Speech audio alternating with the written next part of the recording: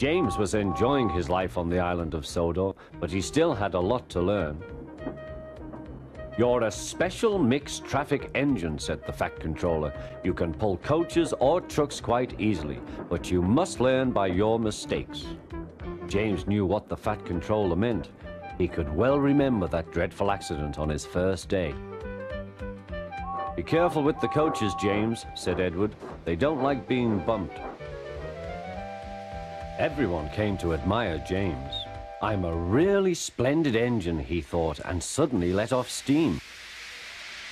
A shower of water fell on the Fat Controller's nice new top hat. Just then the guard blew his whistle, and James thought they had better go. Go on," he puffed to Edward. Don't push," replied Edward. The coaches were grumbling too. Don't go so fast! But James didn't listen.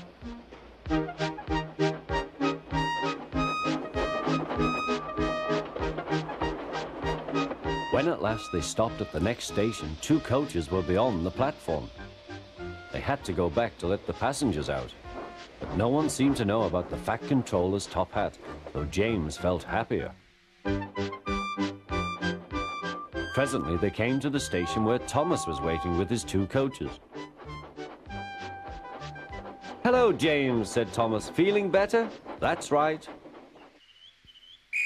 "Oh, that's my guard's whistle. I must go. I don't know what the Fat Controller would do without me to run this branch line," and he puffed off importantly.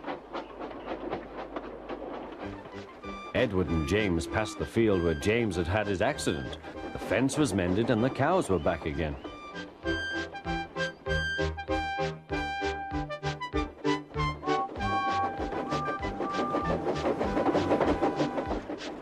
They ended their journey and rested before setting off for home.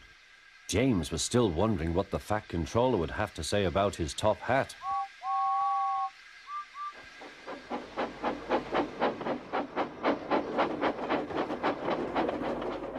Next morning, the Fat Controller spoke severely to him.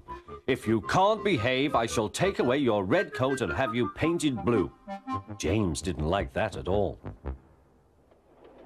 He was very rough with the grumbling coaches as he brought them to the platform. "Don't talk, come on," he called to them. "Gordon never has to fetch his own coaches," he thought to himself, "and he's only painted blue." To make James even more cross, this time no one came near him. "I'll show them," he thought. "They think Gordon is the only engine who can pull coaches."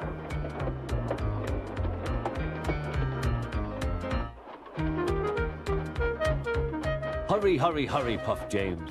You're going too fast, replied the coaches. James laughed and tried to go faster, but the coaches wouldn't let him. "We're going to stop," they said. "We're going to stop."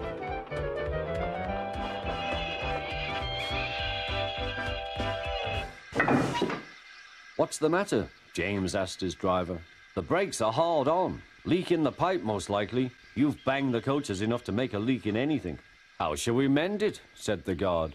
"We'll do it with newspaper and a leather bootlace," replied the driver. "Well, where is the bootlace coming from?" asked the guard. "Ask the passengers," said the driver. "You have a leather bootlace there, I see, sir," said the guard to a smartly dressed man. "Please give it to me." "I won't," said the man. "Then," said the guard, "I'm afraid the train will just stop where it is." The passengers all said what a bad railway it was. Then they told the man how bad he was instead. Everyone was very cross. At last he handed his laces over.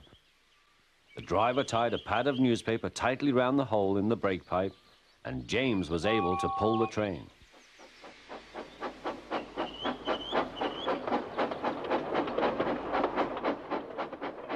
But he was a sadder and wiser James, and took care never to bump coaches again.